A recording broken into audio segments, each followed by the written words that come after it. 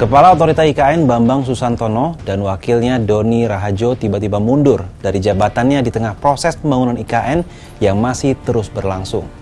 Apa yang sebenarnya terjadi di balik mundurnya mereka 2 bulan menjelang penyelenggaraan upacara peringatan HUT ke-79 RI di Ibu Kota Nusantara atau IKN? Apakah terkait sulitnya mencari investor untuk berinvestasi di IKN?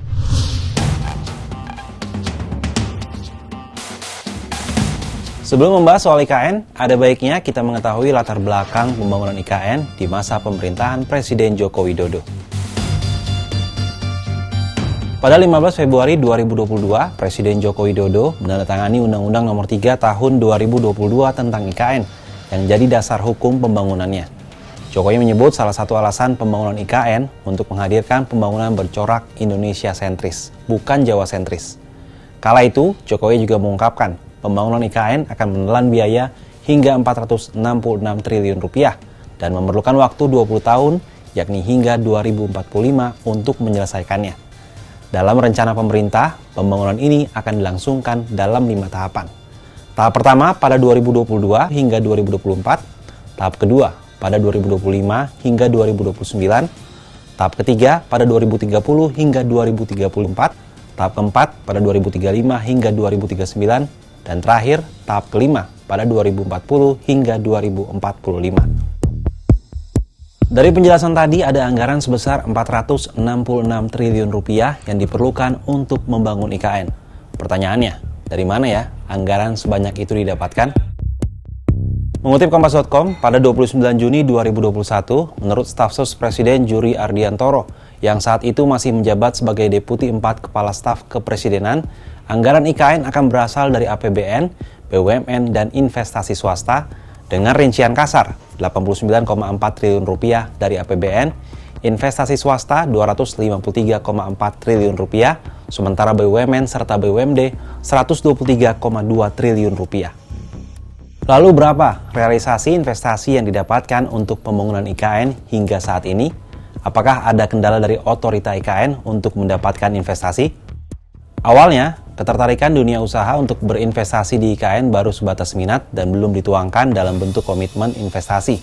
Belakangan Presiden Jokowi meminta para investor tidak ragu berinvestasi di IKN.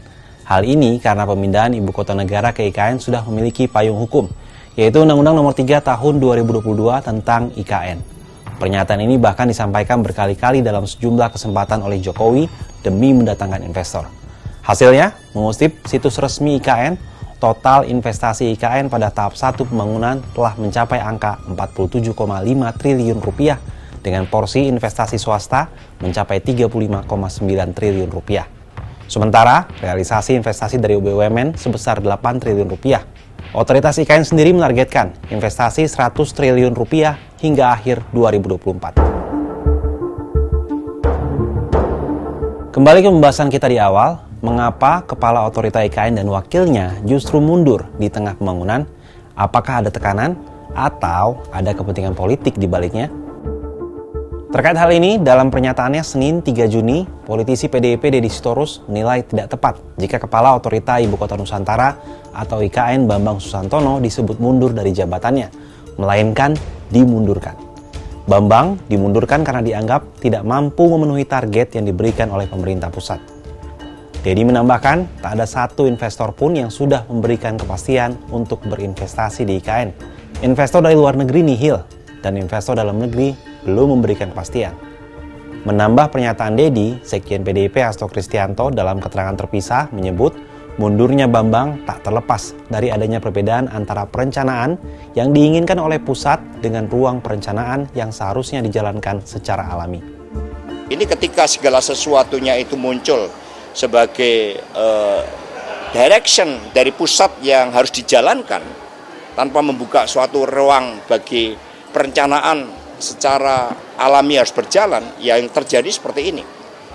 Sehingga ini akibat suatu perencanaan yang tidak matang, yang terburu-buru, sehingga menciptakan beban kerja yang begitu besar yang membuat yang bersangkutan mundur. Menurut sahabat Kompas, gimana terkait mundurnya kepala dan wakil otorita IKN?